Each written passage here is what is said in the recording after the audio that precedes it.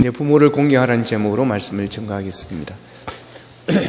지난주 화요일에 이제 대통령 선거가 있었는데 사전 투표를 했습니다. 그리고 화요일은 놀러 갔습니다. 서울에 갔습니다. 캐나다에서 목회하는 친구가 안식일을 맞이해서 이제 잠깐 들어왔다고 해서 서울에서 이제 동기 목사들 몇 사람이 만나서 점심 먹고 교제하고 놀았습니다. 그러다가 이제 오후에는 오랜만에 이제 한양 서울 나들이를 해서 이제 아이들을 다 그곳에 오게 했습니다. 그래서 함께 세 아들을 상봉을 했습니다. 이제 2월 말에 아이들이 이제 학교 간다고 이제 집을 다 나갔습니다. 그때 이제 헤어지고 한 2개월 조금 넘은 이제 그런 기간 동안 만났습니다. 근데 되게 몇 년 만에 만나는 것처럼 되게 반가웠습니다. 잠시 롯데백화점에서 이제 만나서 쇼핑을 하고 또 11층 식당가에 가서 점심을 먹고 이제 차를 마시고 이제 헤어졌습니다. 이제 각각 학교로 다 학교 기숙사로 다 돌아가고 저희들은 수서역에서 8시 열차를 타고 울산에 왔습니다. 저희는 그동안 아이들하고 많이 헤어지는 훈련이 되어 있습니다. 그래서 헤어지는 데는 되게 우리는 익숙합니다. 뭐 초등학교 다닐 때부터 애들 방학 되면은 뭐 그냥 어학연수 보내고 또 막내는 1년 동안 미국 유학 교환학생 갔다 오기도 하고 또 뭐 첫째 둘째 또 학교를 또 서울로 또 저 멀리 경기도로 이제 갔고 또 둘이 다 군대를 다 갔다 왔습니다. 또 큰애는 워킹 홀리데이로 영국에 가서 2년 동안 있다가 오고 그래서 저희들은 헤어지는 것이 되게 아주 익숙하고 자연스럽습니다. 그래서 아이들을 어디에 보낼 때 아무리 멀리 간다 할지라도 별로 서운한 거 그런 게 우리는 없어요. 저 군대 보낼 때도 그랬어요. 별로 서운한 게 없었어요. 그냥 잘 가라. 항상 몸 조심하고 건강해라. 그러고 기도하고 보내고 그랬습니다. 근데 이번에는 이상하더라고요. 서울에서 만나고 헤어져서 그런지 이전에 경험하지 못했던 묘한 서운함이 있는 거예요. 묘한 서운. 돌아서려고 하는데 뭐 비행기장에 태워다 준 적도 있고 뭐 KTX 타는데 데려다 준 적도 있고 막 그런데 이번에는 뭐 왠지 되게 그냥 돌아서는데 막 아쉬운 거 있죠. 뭐 같이 밥 먹고 이제 차 마시고 뭐 잘 가라. 뭐 밥 잘 챙겨 먹고 뭐 하던 말 늘 그대로 하고 돌아서는데 뭐 울컥하는 거 있죠. 나이가 들었나 봐요. 아마 막내 때문에 그런 것이 아닌가 하는 생각을 합니다. 막내가 몸이 썩 건강하지를 못합니다. 아마 그래서 더 그랬던 것 같아요. 그래서 이번 서울 갔다 와서 이제 아들 만나고 와서 느낀 게 부모는 자식이 항상 어린아이 같이 보인다라고 하는 거예요. 항상 어린아이 같이. 제가 어릴 적에 저희 할머니께서 저희 아버지에게 늘 하는 게 그냥 어린아이 같이 그렇게 대하시더라고요. 뭐 일하러 나가시면 늘 하시는 말씀이 야, 안 다치도록 조심해라 그러고 짐 너무 그렇게 무겁게 지고 다니지 마라 그러고 너무 무겁게 지다 또 넘어지면 안 된다 그러고 말이에요. 일하다 배고프면 잠이라도 잘 챙겨 먹고 해라 그러고 뭐 어린아이 대하듯이 뭐 그렇게 이야기를 하는 거예요. 그러니까 제가 볼 때는 할머니가 되게 철이 없어 보이고 제가 볼 때는 아버지는 어르신이거든요. 큰 어른이시고 힘도 세시고 근데 할머니께서는 어른 대우를 해주셔야 되는데 좀 고차원적인 그런 것을 이야기해 줘야 되는데 맨날 뭐 몸 조심해라 조심해라 뭐 조심해라 맨날 뭐 조심해라 근데 제가 이제 부모가 되고 보니까 이제 할머니가 이해가 되어지는 겁니다. 저도 우리 아이들이 다 컸어요. 큰애가 30살입니다 여러분. 대학원생이에요. 제가 그 나이 같으면요 그놈을 낳아가지고 돌을 지내고 그랬어요. 둘째도 군대를 갔다 와서 복역했어요. 셋째도 이제 대학생입니다. 교환학생 안 갔으면 대학교 2학년이죠. 이미 군대 갔습니다. 그런데도 제 눈에는 어린아이로 보이는 거예요. 이 아이들을 객지에 보내놓고 이제 객지에서 이렇게 오랜만에 만나 놓으니까 물가에 내놓는 그런 느낌이 드는 거예요. 그래서 늘 자식이 걱정되고 또 돌려보내려고 하니까 왠지 어린아이들을 또 그냥 이렇게 다 보내야 된다는 생각에 울컥하는 그런 마음이 들었던 것 같아요. 이게 부모의 마음이고 이게 부모의 사랑인가 봐요. 자식에 대한 부모님의 사랑은 무조건적인 것 같습니다. 자식에 대한 부모에 대한 자식의 사랑은 한이 없는 것 같아요. 전에 온 나라를 떠들썩게 했던 충격적인 사건이 있었습니다. 마카파 사건입니다. 이들이 사람 죽이는 공장을 만들어 놓고 사람을 잡아다가 거기서 죽이고 막 그런 일이 있었습니다. 결국 그들이 붙잡혀서 사형 선고를 받았죠. 그때 친척도 친구도 모두가 떠났습니다. 그러나 끝까지 그 시체를 인수받아서 홀로 그 자식을 쓸쓸히 땅에 묻어주었던 것이 분이 바로 어머니였다라는 겁니다. 세상 모든 사람들이 욕하고 비난하고 저주했지만 어머니는 그 자식의 시신을 품고 그 시신을 홀로 땅에 묻어주었다라고 하는 것입니다. 여러분, 어머니의 사랑이 바로 이런 겁니다. 무조건적인 사랑입니다. 자식이 착하기에, 자식이 잘났기에 사랑하는 게 아닙니다. 그냥 자식이 내가 내 몸으로 낳았기에 자식을 사랑하는 거예요. 그 사랑으로 우리를 낳으시고 길러주셨습니다. 그래서 이 세상에 어머니의 사랑보다 더 위대한 사랑은 세상에 없는 겁니다. 양주동 씨의 작사의 이홍렬의 작곡인 어머니의 마음이 있습니다. 아시죠? 낳으실 제 괴로움. 제가 부르면 울까봐 못 부르겠어요. 낳으실 제 괴로움 다 잊으시고 기르실 제 밤낮으로 애쓰는 마음, 진자리 마른 자리 갈아내시고 손발이 다닳도록 고생하시네. 하늘 아래 거뭇이 넓다 하리요 어머니의 희생은 가히 없으라. 2절입니다. 어려서 안고 업고 올려주시고 자라서 문 기대어 기다리는 마음, 알을 싸 그릇 뗄사 자식 생각에 고우시던 이마 위에 주름이 가득. 땅 위에 거뭇이 높다 하리요 어머니의 정성은 지극하여라. 3절입니다.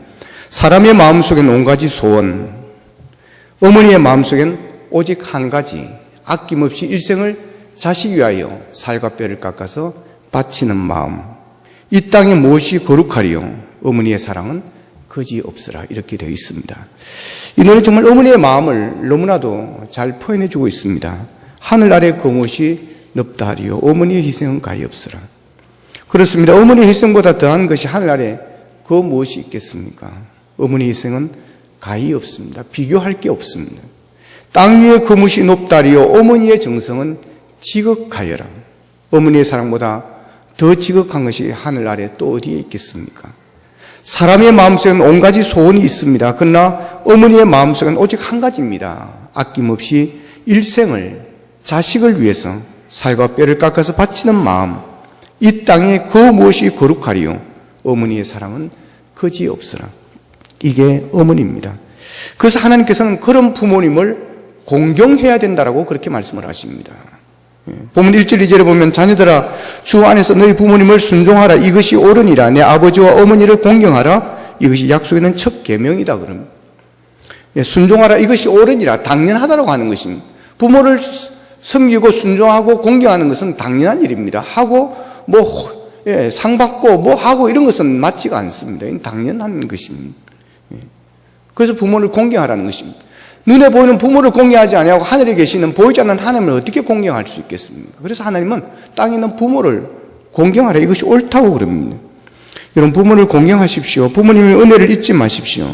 부모를 사랑하시고 부모님을 잘 섬길 수 있기를 바랍니다. 정철의 시조입니다. 이고진 늙어 저 늙으니 짐벗어 나를 주오. 나는 젊었거니 돌인들 무거울까? 늙기도 서르라거든 짐을 쫓아 지실까? 고등학교 때 국어책에 나왔던 시조입니다. 늙기도 서르라거든. 여러분, 늙는 게 서러운 거라는 거예요. 자식들은 이걸 아셔야 됩니다. 사람이 늙으면 서러워지는 게 많습니다. 나이가 들면 자꾸 열외로 시키는 게 많습니다. 뭘 좀 하라고 하면 이제 좀 가만히 계세요. 그러고 가만히 있는 게 도와주는 겁니다. 이러면 여러분, 부모를 위해서 부모를 위한 말일 수도 있지만 어른을 위한 말일 수도 있지만 여러분 조심해서 해야 될 말이라고 생각합니다. 이런 말을 들으면 서러워질 수 있는 거예요. 소외된다고 생각하고 무시한다고 생각할 수 있습니다. 아직 갈만한데, 아직 할 수 있는데, 아직 그 정도는 괜찮은데 가만히 있으라고 하니까 무시하는 것 같고 내가 벌써 이런 취급을 받게 되었는가라는 생각에 서운해질 수가 있다고 하는 거예요. 인터넷에 여자를 공에 비유한 이런 유머가 있었습니다. 유머입니다. 이해하고 들으십시오. 10대, 20대, 30대, 40대, 50대, 60대를 공으로 비유를 했어요. 10대 여자는 축구공입니다. 이제 축구 선수는 이제 운동장에서 11명씩 22명이 뛰어다니는 겁니다. 그러니까 22명의 선수가 공을 따라 막 쫓아다닌다는 거예요. 10대 여자는 쫓아다니는 사람이 그렇습니다. 근데 20대 여자는 농구공입니다. 농구는 한 팀이 5명입니다. 그러니까 10명이 공을 따라서 이렇게 반을 확 줄여버렸죠. 30대 여자는 골프공이라고 그럽니다. 30대는 오직 한 사람만 쫓아다닌다라고 하는 거예요. 40대 여자는 탁구공입니다. 서로 상대방으로 넘깁니다. 너 가져라, 너 가져라 했는데. 50대 여자는 피구공이랍니다. 피구공 맞으면 죽습니다. 나와야 됩니다. 그러니까 무조건 안 달리고 피해 다녀야 되는 거예요. 도망 다닌다는 거예요. 60대 여자는 야구공이랍니다. 대순해로 멀리 쳐서 홈런을 쳐야 박수를 받는다는 거예요. 자식들이 늙어 넘어지를 가능한 한 멀리 쳐서 누군가가 공을 주워가게 해야 속이 시원해진다는 거예요. 이 유머가 뭘 이야기하러 하는 것일까요? 늙으면 서러워질 수 있다고 하는 겁니다. 늙으면 사람들의 관심이 멀어지게 되어집니다. 늙으면 좋아하는 사람보다 싫어하는 사람이 더 많아질 수 있는 겁니다. 그래서 자식들조차도 이런 멀어지려고 한다고 하는 거예요. 실제로 있었던 이야기입니다. 택시기사가 연로하신 할머니를 태우고 파출소로 왔습니다. 그 이유가 기가 막힌 사연입니다. 그 택시기사가 길에서 할머니를 태웠습니다. 초라하지 않게 옷을 잘 입으셨습니다. 할머니 택시를 타고 말합니다. 기사 양반, 여기 주소가 있으니 여기 가서 나를 내려주시오. 그리고 그 주소 쪽지를 내밀었습니다.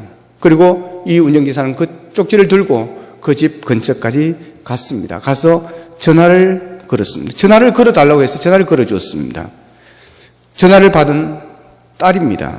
딸이 말합니다. 누가 모시고 오라 그랬어요? 난 몰라요. 당신이 책임을 지세요. 그리고 냉정하게 전화를 끊어버렸습니다. 할머니가 말했습니다. 기사님, 그러면 이곳으로 데려다 주세요. 그리고 다른 주소와 전화번호를 내밀었습니다. 기사는 그렇게 하였습니다. 또 가까이 가서 전화를 했습니다. 며느리가 전화를 받았습니다. 그리고 말합니다. 어머니가 딸 집에 가신다고 그랬는데 왜 일로 왔어요? 그쪽으로 모시다 드리세요. 그리고 또 냉정하게 전화를 끊어버렸습니다. 기사는 다시 딸에게 전화를 했습니다. 오빠 집으로 모시다 드리세요. 서로 미루었습니다. 난처해진 택시기사는 생각도 못하여 처음에 탔도록 가서 할머니께 내리라고 하였습니다. 할머니는 내리지 않고 멍하니 정신 나간 사람처럼 앉아만 있었습니다. 기사는 어디로 데려가야 할지 몰라 파출소로 데려왔다고 하는 것입니다. 여러분, 이게 오늘의 우리의 현실입니다. 그래서 정치는 늙기도 서러라거든 짐조차 지실까 그랬습니다. 늙은 것도 서러운데 어머니를 그렇게 서럽게 했어야 되겠습니까? 효도가 점점 사라져가는 시대에 우리는 살고 있습니다. 약을 쓰려고, 약에 쓰려고 효를 찾아도 찾지 못하는 시대라고 그럽니다. 이건 잘못된 것입니다. 잘못되어도 한참 잘못된 것이고 이것은 사람의 도리가 아니요 또 하나님의 뜻이 아닙니다. 내리사랑은 있어도 치사랑은 없다는 말이 있습니다. 윗사람이 아랫사람을 사랑하여도 아랫사람이 윗사람을 사랑하기는 어렵다라고 하는 이야기입니다. 이처럼 자식을 향한 부모의 희생과 내리사랑은 끝이 없습니다. 그러나 부모를 향한 자식의 사랑은 끝이 있는 것 같습니다. 예로부터 우리나라는 부모 어른을 귀히 여기는 그런 나라였습니다. 고종 황제의 밀사 노릇까지 했던 미국인 헐버트는 이 세상에서 관습적인 노인복지가 가장 완벽하게 된 나라가 조선이라고 그랬고, 미국 공사를 역임한 센제의 회고록에는 나의 노년을 위해 조선 땅에서 다시 태어나고 싶다고 그랬고, 선교사 알렌도 우리나라를 이 세상에서 가장 죽는 것이 두렵지 않은 즐거운 노인층이라고 극찬했습니다. 그러나 이제는 어른이 되고 노인이 되는 것이 두려운 시대가 되어버렸습니다. 좋은 쪽으로 가야 되는데 나쁜 쪽으로 가고 있습니다. 여러분, 인생은 잠깐입니다. 젊다고 영원히 젊은 것이 아닙니다. 여러분, 노인들을 서럽게 하지 마십시오. 내가 곧 그 자리에 서게 될 것입니다. 저도 결혼한 지 정말 엊그제 된 것 같습니다. 어제도 윤미 결혼식에 갔다 왔는데 내 결혼한 게 정말 엊그제 같더라고요. 그런데 여러분, 저도 내년이 되면 시아버지가 되고 제 아내는 시어머니가 될 것입니다. 내년에 아들 결혼합니다. 결혼 날짜를 잡혔습니다. 며느리값만 찾으면 됩니다. 제가 벌써 시아버지 되고 제 아내가 벌써 시어머니가 될 줄이야 난 정말 몰랐습니다. 여러분, 잠깐인 것 같습니다. 젊다고 항상 젊은 게 아니고 며느리가 영원히 며느리가 아닙니다. 여러분, 곧 시어머니가 될 것입니다. 그 시어머니의 자리에 내가 곧 설 것입니다. 여러분, 그렇게도 싫어하고 미워하는 그런 여러분 시어머니, 짐 같은 시어머니지만 여러분이 곧 그 자리에 선다는 사실을 여러분 기억하셔야 됩니다. 노인을 서럽게 하지 마십시오. 자존심을 상하게 하지 마십시오. 나중에 내가 그 자리에 서게 될 것이고 내가 그대로 받게 될 것입니다. 오늘 본문에 보면 순종하라, 공경하라 그러셨는데 이 말씀은 명령형 계명이라고 하는 것입니다. 순종하였으면 좋겠다, 권유형이 아닙니다. 마음에 있으면 순종할래, 어머니형도 아닙니다. 순종하는 것이 좋을 것이다, 선포형도 아닙니다. 순종하라, 공경하라, 여러분 명령형입니다.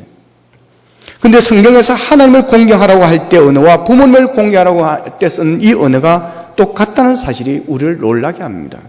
왜 그렇게 사용하시는 겁니까? 하나님처럼 부모를 귀히 공경하고 섬기라고 하는 것입니다. 하나님께서 부모에게 순종하고 공경하라고 무조건적 명령을 우리에게 하고 계십니다. 그러기에 효도에는 조건이 없는 것입니다. 여러분, 부모님이 듣고 싶은 말은 이런 말이라고 합니다. 다 부모님 덕분입니다. 감사합니다. 저희를 키우느라고 고생이 많으셨죠. 역시 어머니 솜씨가 최고예요. 어머니 아버지처럼 우리도 살겠습니다. 그런 말이라고 합니다. 여러분, 이 세상의 모든 사람들이 인정해 주지 않아도 자식들만이라도 인정해 준다면 그것 때문에 사시는 분이 바로 부모입니다. 가수 남진 씨가 부른 어머니란 노래가 있습니다. 이걸 부르려면 물을 한 잔 마시고 불러요. 지금 목이 안 좋아서 부르진 않겠습니다. 자, 어머님, 오늘 하루를 어떻게 지내셨어요? 백날을 하루같이 못난 자식 위에 손발이 금이 가고 잔주름 굵어지신 어머님, 몸만은 떠나 있어도 마음만은 떠나 있어도 어머님을 잊어오리까 오래오래 사세요. 편히 한번 모시리이다. 어머님, 어젯밤 꿈에 너무나도 늙으셨어요. 그 정성 눈물 속에 세월이 흘렀건만 웃음을 모르시고 검은 머리 희어지신 어머님, 마음만 떠나 있어도 어머님만은 잊어오리까 오래오래 사세요. 편히 한번 모시리이다. 여러분, 부모님은 말 한마디에 감동을 받습니다. 자식이 부모님의 은혜를 알고 감사하는 그 말 한마디에 일평생 수고했던 그 모든 짐들이 위로가 되고 치유가 되어지는 것입니다. 노인들에게 함부로 말하지 마십시오. 때가 되면 죽어야 되는데 죽도 안 한다고 여러분 절대 그런 말 하지 마시기를 바랍니다. 부모님이 나에게 해준 게 뭐가 있느냐고 따지지 마시기를 바랍니다. 좋은 말 해주세요. 노래 가사 멋지지 않으세요? 어머니 오래오래 사세요. 편히 한번 모시리이다. 아버지 오래오래 사세요. 편히 한번 모시리이다. 여러분 얼마나 감동되겠습니까? 오늘 아침에 저도 어머니한테 전화를 했습니다. 그래서 마지막 인사하면 그랬습니다. 어머니 오래오래 사세요. 제가 편히 한번 모시리이다.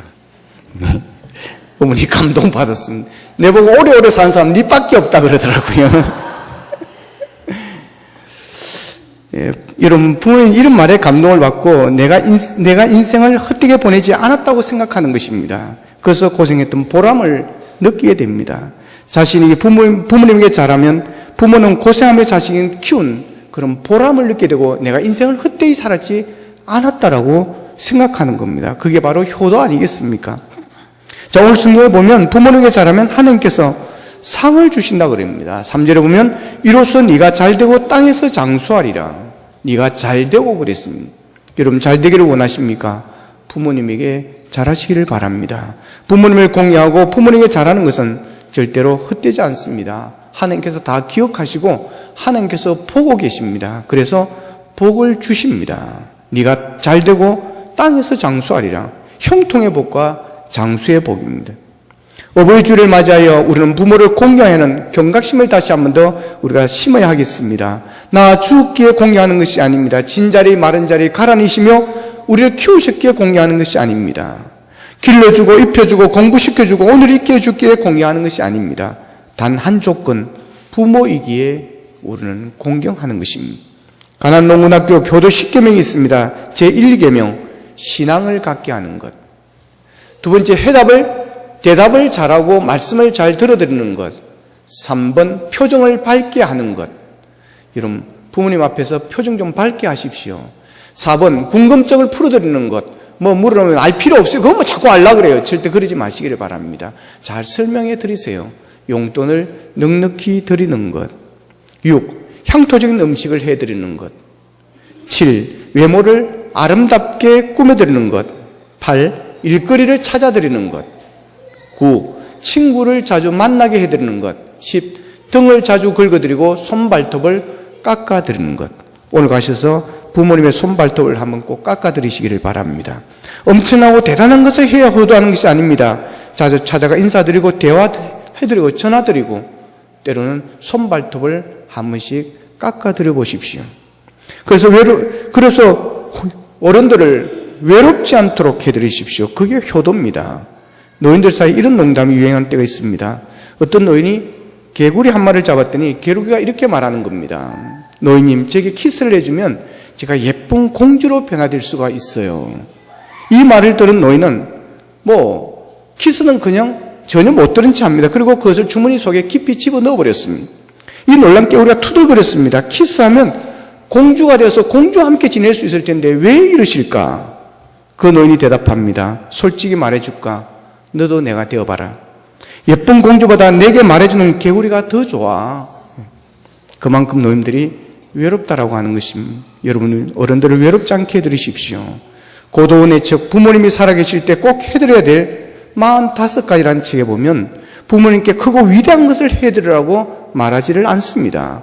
그 중에 몇 가지를 보면 좋아하는 것 챙겨드리기, 사랑한다고 말로 표현하기, 나중에가 아니라 지금 하기, 소문난 맛집에 모시고 가기, 함께 공연 보러 가기 등 소박하고 일상적인 것들로 가득 차 있습니다. 사실 저도 잘 못합니다. 잘하려고 하지만 잘 못합니다. 그래서 저희 어머니께서 니나 잘해라 하실까 걱정됩니다. 여러분, 부모님이 살아계시다면 효도할 기회가 아직 남아있으니 행복한 사람입니다. 효도도 때가 있고 기회가 있습니다. 정철의 시조입니다. 어버이 살아실 때 섬기기 다하여라. 지나간 후면 애달파 어때하래. 평생에 고치 못할 일이 이뿐인가 하노라. 내가 승무해서 부모님께 잘해드리려고 해도 부모님은 내 효도를 받으려고 그렇게 기다려주지 않는다고 하는 것입니다. 그래서 효도는 지금 하라고 하는 것입니다. 황금찬 시인의 어머니라는 시입니다. 어머니는 항상 고향의 하늘 아래에 사십니다. 그러기에 어머니의 손에선 고향의 흙냄새가 언제나 풍겨나고 있습니다. 어머니는 젊어서부터 늙으실 때까지 일을 하셨습니다. 모를 심으시고 고추밭을 메시고 감자를 캐셨습니다. 그리고 남루한 옷을 입으시고 가난을 견디시며 우리들을 기르셨습니다. 그날 어머님은 종일 굶으셨지요. 저녁이라고 콩죽 한 사발 감사의 기도를 드린 다음 그것마저도 배고프겠다고 다 저희들에게 나누어 주시던 어머니, 그때 저는 왜 그렇게도 철이 없었든지 어머님이 굶으시는 것도 모르고 있었습니다. 진달래가 피는 봄, 어느 날 제가 늦게 돌아오는 밤이면 동구방 느티나무 옆에 별을 이고 서서 제 발소리가 저만치 들려오면 검찬냐 부르시던 어머니, 지금도 그 음성 그대로 귀에 남아 있습니다. 소고기국에 입밥 좀 먹어봤으면 이것이 어머니의 마지막 소원이었습니다. 그러나 저는 어머니의 그 마지막 소원도 들어드리지 못한 불효자였습니다. 여러분, 어머니는 내가 잘 돼서 효도를 할 때까지 기다려주지 않습니다. 그래서 효도는 미루면 안 됩니다. 미루면 후회합니다. 황금찬의 어머니의 마지막 시의 마지막 부분을 보십시오. 후회로 되어 있습니다. 소고기국에 입밥 좀 먹어봤으면 이것이 어머니의 마지막 소원이었습니다. 그러나 저는 어머니의 그 마지막 소원을 소원도 들으지 못한 불효자입니다. 그러고 있습니다. 효도는 미루면 후회밖에 없다라고 하는 것입니다. 그래서 효도는 지금 해야 됩니다. 내가 할 수 있는 것을 하면 되는 것입니다. 가난농군학교 효도 우리가 십계명을 봤습니다. 여러분 제 1계명이 뭐였습니까? 여러분 신앙을 갖게 해드리는 것이었습니다. 여러분 효도 중에 가장 큰 효도가 바로 부모를 구원받게 하는 것임을 믿으시기를 바랍니다. 부모님을 전도해서 여러분 구원받게 하여서 천국 가게 하는 것, 이거보다 더 큰 효다, 이거보다 부모님을 더 사랑하는 것이 어디에 있겠습니까? 여러분 부모님 위해서 기도 많이 하시고 아직 예수 믿지 않는다면 여러분 부모님을 꼭 전도할 수 있기를 바랍니다. 우리가 부모님을 잘 공경하고 섬겨야 우리의 자녀들도 그것을 배우고 우리에게 잘 하는 법입니다. 자녀들이 안 보는 것 같지만 다 보고 있습니다. 자녀들은 부모들이 하는 행동을 그대로 배운다라고 그럽니다. 시몬대로 거두는 성령의 가르침을 기억하십시오. 불효를 심으면 불효를 거둘 것이고 효를 심으면 늙어서 효를 거두게 될 것입니다. 여러분 하나님은 우리에게 부모를 공경하라고 하십니다. 순종하라고 하십니다. 이것이 옳다고 하십니다.